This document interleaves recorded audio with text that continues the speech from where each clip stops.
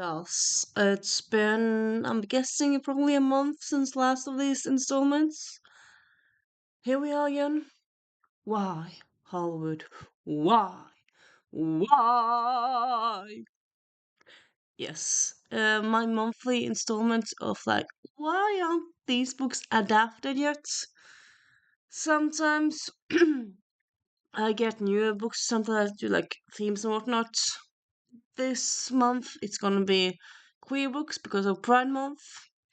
And also, if you stumble across this video, I call it the Why Hollywood Why series, as in like why hasn't Hollywood adapted these books? But it's just kind of like a flashy name of it. What I want is just these books to be adapted. If they're adapted by BBC or by independent company in Texas, in Carolina or in Ottawa or whatever. What I want is for these books to be adapted in a uh disturbing way. Also, honestly, if someone made a TV series, if someone made a book series, film franchise, or if someone made like a full cast audio, I would also be very perfectly happy with that. This is just me talking about great books that definitely deserves adaptation in some sense. First, we have Cemetery Boys. Why, Hollywood? Why, people? Why? I mean, I kinda get why, because it's queer and it's not white, but also it's not like the whole world is not white just because of the person in the states being an orange president. I mean, we are getting like a red, white, and royal blue sequel movie, which is not based on a book at all. So that is happening, even though the state of the world is what it is. Maybe that's kind of why we're getting it. I feel like that might be why, but yeah. Cemetery Boys by Aiden Thomas definitely needs an adaptation in my mind. Then we have Pride and Prejudice in the City, a time travel sapphic romance. And this time travel, there's fish out of water, there's romance, there's humor, sweetness. What more could you want? Not really much. Not in my opinion, at least. This is one of my all time favorite books, and it needs to be adapted. Then we have Juliet Takes a Breath by Gabi Rivera. This one came out like, I think maybe that might be the oldest book on this list. Came out like in 2019. Wow, it's not long ago. Wait, it's long-ish ago. It's actually, like I would say, a very feminist read. The main character is lesbian, and it takes place a summer before she goes to college, after the first year of college, something like that. She goes on a road trip. She meets feminist heroes that kind of shouldn't be on pedestals and whatnot. And yeah, just a great read. Sorry. Then we have Half a Soul and A Long Shadow in this series. So I just realized I don't know why I've only got both of them because I was silly when I made this video plan. This isn't that queer. This is queer. This has sapphic representation in it. I suppose this could be queer coded in ways. Maybe there's bisexual people in it. I don't quite remember. It's been a little while. But this one has sapphic representation. I do remember that. So, yeah. It is fae, it is ghosts, it is mystery, and kind of twisty end, and yeah, love it. Would be so fun. Honestly, I kind of feel like this would be very fun to have like full cast audio. Would be, yeah, like a radio dramatization. Could be so fun, really. I don't know why I'm sorry. I didn't mean to hit. Then we have Out of the Blue by Jason June. This came out also a few years ago now. It's a love story between these two. They're both gay, and this is a mer person. They're gender non-conforming, which is also fun. And it's one of those books that kind of makes you laugh, makes you smile, but also very much like kind of takes your heart and just squeezes it because you will cry while reading this book. And it's just so profound, I would say. And yeah, amazing, amazing read. Needs to be adapted somehow, at least in my mind. And I said that, of course, it's my video. Yeah. And then we have the David Fenn books. We have Overthinking, Over Emotional, and So Over This, which is kind of think X-Men, but they're all queer somehow, and it's all around teens. I suppose it's also kind of dystopian because, like, throughout the books, the government becomes worse and worse. But it's not set in a world in our future. It's set in modern day, like contemporary day, and yeah, it's just such a great series. Needs to be adapted.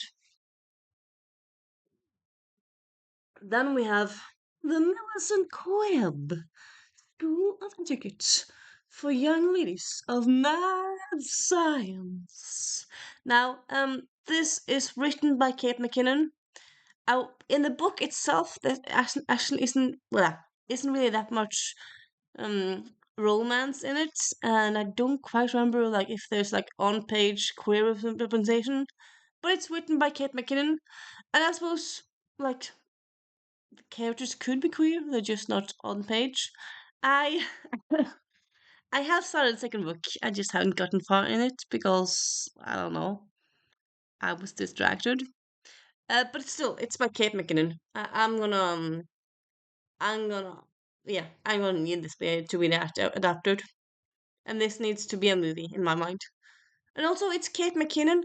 Can't you like take strings and like do stuff herself? Maybe I suppose she's not Oprah, but like still, maybe she's not just Oprah. I don't know. I really feel like this needs to happen. Really, in my mind, and it really, really does. Hmm. Then we have Love is for Losers by Vibeke Bruggemann. So this is set in England, so that's kind of different from a lot of other this of these books. It's like a very slow burn romance. So honestly, I wouldn't really say it's a romance. I would say well, it's a book, slice of life book where romance happens, but it's not like a romance book. But the main character is gay in this book. She's lesbian to be precise. It's also quite a funny book, and yeah, needs to be adapted. Then we have the Not Your series, which is Not Your Sidekick, Not Your Villain, and Not Your Backup. And the fourth book is on the way, it's just hasn't come yet.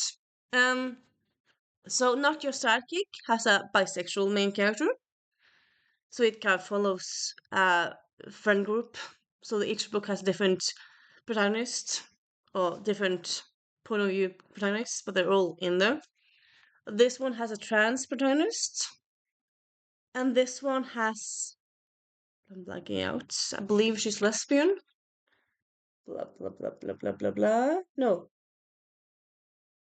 no, I'm blanking. I think she's asexual. Anyway, she is something. So yeah, great series. Highly recommended. Also, yeah, actually, this is actually a dystopian, which as I said before, I know. Well, I don't think. Well, yeah, that's the thing. I normally don't really go for dystopian books, but this series, yeah, it's kind of my kind of dystopian. Also, it's not that far in the future, and it's not like dystopian with like violent. It's more like action-packed, action comedy dystopian. So, so yeah. Hmm. And then we have So This Is Ever After by F.D. Lucas. So it's in Instagram I would say also it's a rom-com, but it's gay and it's in fantasy world. So it's witches and wizards and fae and dragons. But this book starts after the kingdom has been saved. So it's like, okay, so I suppose I have to be the king now because the person that was supposed to take over after the villain was already dead. So like, I suppose I have to like suddenly I'm the king. And yeah, love happens between friends, and yeah, so delight of a story. And then we have Written in the Stars because, like, honestly, I can't follow this lately. Like, if you think about movies, I would say also TV series, but yeah, I would say maybe honestly, I would say mostly movies. If you think about movies with like sapphic representation, like like romance with a sapphic representation, what do you think of that? I mean, I suppose you could think of But I'm a Cheerleader, and then I sort of imagine Me and You. Honestly, that's two movies. Well, if you think about gay or male loving male romances, I feel like there's more of them. Again, sadly, I can't think of that. Well, I mean, right off the top of my head, red, white, and royal blue. And then I'm blanking out, but that one, I feel like there's more. But like in movies, I believe like the girl is have been forgotten. So yeah, Written in the Stars. I feel like it's kind of adapt for being adapted, adapt, right for being adapted. And it's set in Seattle, so that's kind of fun. That's not in New York or Los Angeles. So yeah. And then we also have The Fiancé Farce by Sam Over. This is, I suppose, kind of story of Cinderella's retelling ish. It has some elements of that. I mean, just the most beautiful cover you could ever imagine.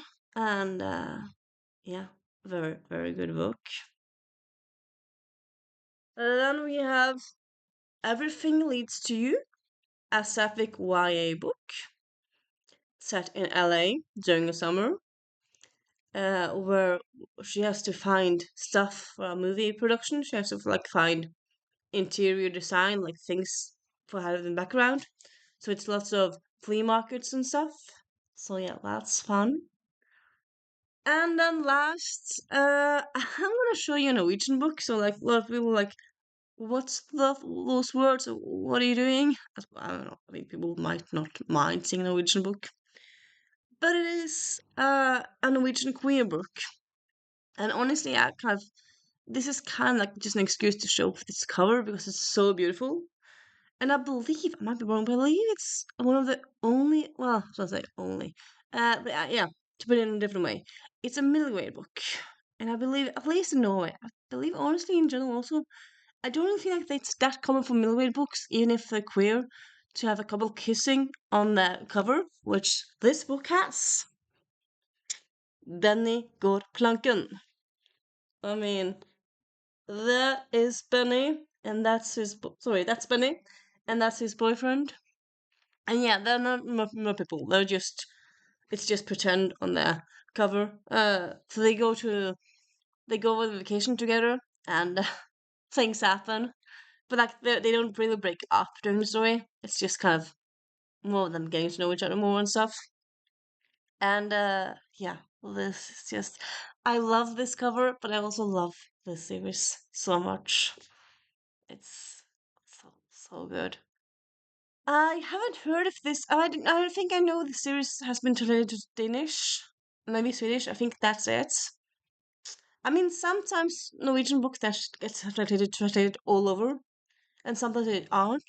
I suppose this being gay, but also like it's not like the whole world is against gay people. It's just like some people that are narrow-minded in a lot of places.